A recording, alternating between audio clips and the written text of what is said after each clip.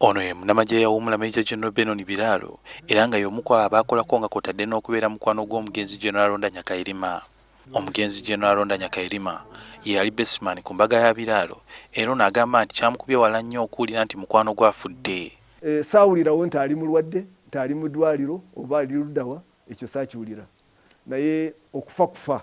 Biraaro ajjukira omugenzi ng'omuntu abadde omugezi ennyo, omwesimbu, omusirise naye nga amanyi okusaagana abantu aba bulijjo. Ennaku ezo nga anaatera kubeera ame kamanda twali tulina ebizibu mu magye mu service. Naye Gen Aronda bwe yajja yakyusa ekifaananyi ky'amagye.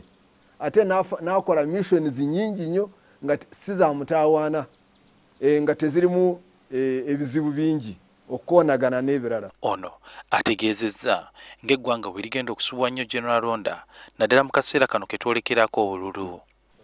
Abatukuvu Abafirika nalabako nga babuulira ku kive Bulaaya obwo bwe yali akola emirimu gye mu Bambuti ng'ali determined ne bamukuba ku makya n'akomawo oyo y'Aronda nga tava ku mulimu nga tenagunaba kuggwa. Maj Gen Biraaro nga yakulira ekibiina ki Farmers Party for Unity ategeezezza ng'enjawukana mu by'obufuzi bwe zitabaawudde. Waliwo omuntu gw'olaba nti ayina nabwabeera wano oba wali ayina omutima gw'eggwanga.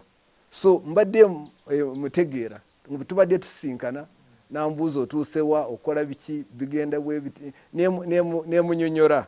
Omulala yakolako n'omugenzi Gen Aronda Nyakairima David Pulukolo ng'ono yakulemberako ekitongole ekikeese kya ISO era ono yakola wamu n'omugenzi mu kulwanyisa Ssaabayeekera Joseph Kony mu Operation Iron Fist.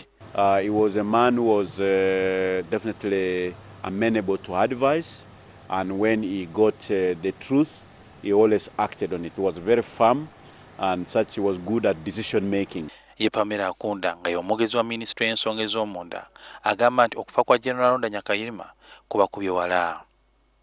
Tujja musuubwa nnyo naye nga tumanyi nti Katonda yatuwa era yatwala abantu be ate nga tumanyi nti lwakuba baddemu a very good Christian. Banne ba Aronda bajjukira omugenzi ng'omuntu akoze emirimu gyonna egimuweereddwa okuva mu mwaka gwa 1982 nga tasabangako yadde olunaku n'olumu okuwummula yadde okugidduka. Suhail Mugabi, NTV, Kusawemo.